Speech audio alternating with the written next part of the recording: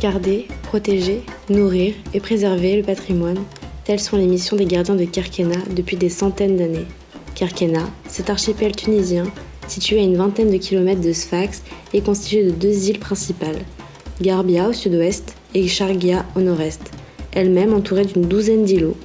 Tous sont hautement protégés par ces héros, fournissant aux 250 000 habitants de quoi se nourrir grâce à la charfia, une technique de pêche unique au monde utilisée depuis les Romains.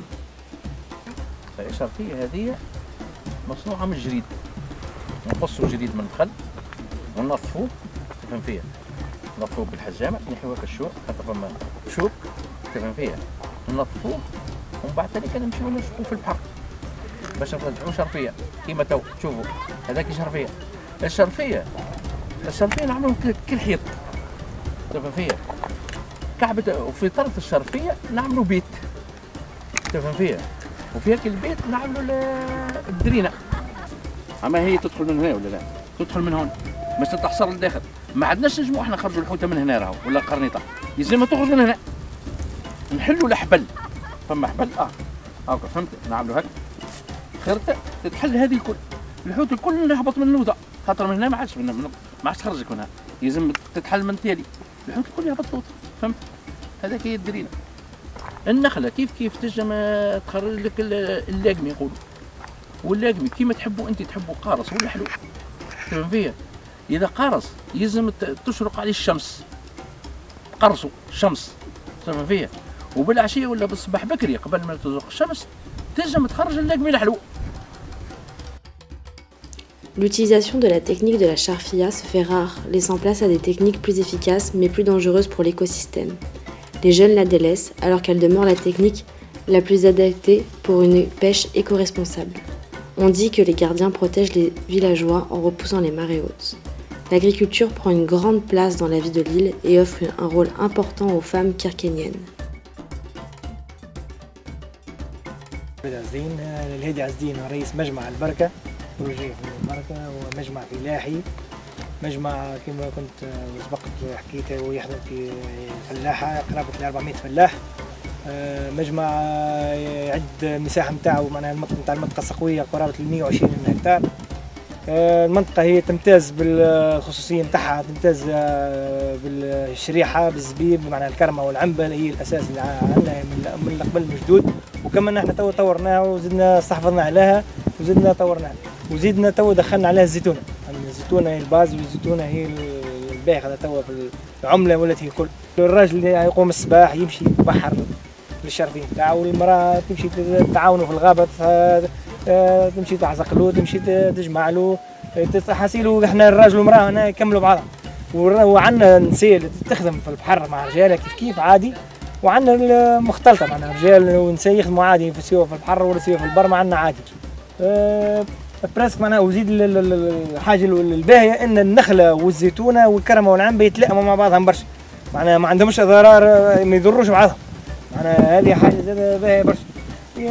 معناها وزيد العروق نتاعها تحافظ على تكبش الارض، ما تخليش الارض تتسحر ولا انجراف، فهمني ولا، وتحافظ على الارض معناها التماسك نتاعها، فهمني ولا.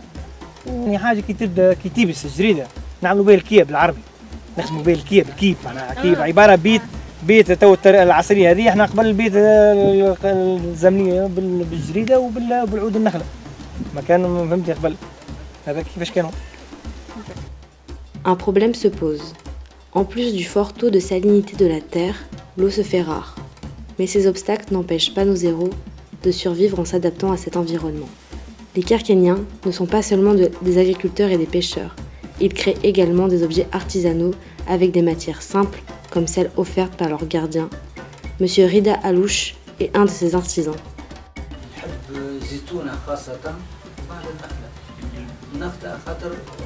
نسحقوها في غرنا كل شيء.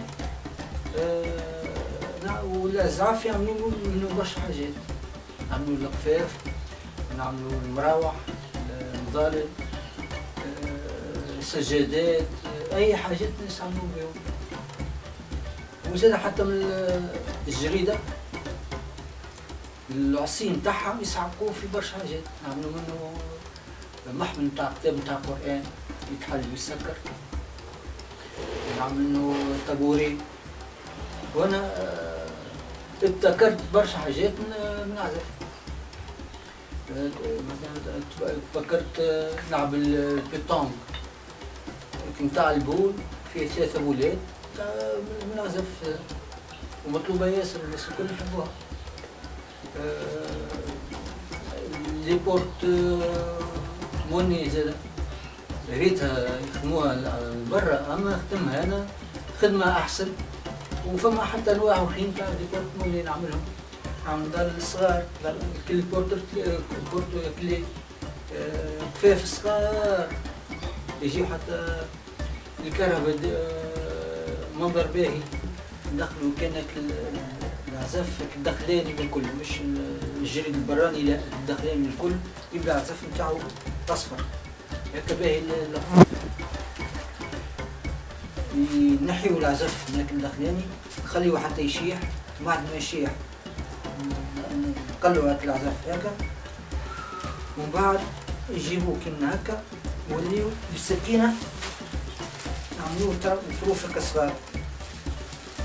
والكسوف الصغار هما عملوا بيه الثيرة هذي.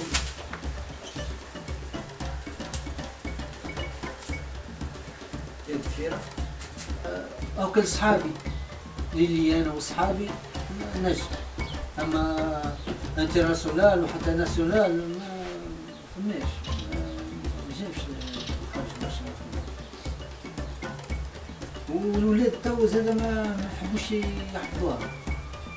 أنا حفظتها من الوالد بتاعي يرحمه، والدي حفظها من جدودي، تو أنا حفظتها نحب نحفظ برشا صغار ما يحبوش يحفظوا.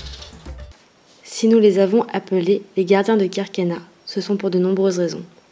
Non seulement ce sont des héros qui nourrissent les Kerkéniens et les ont aidés à bâtir leur culture, mais une légende raconte qu'ils sont aussi des protecteurs de l'île. Cette légende est celle de Sidi Alfnarla. Les habitants auraient habillé des palmiers en soldats afin de repousser une attaque ennemie. Effrayés, les envahisseurs ont alors fui.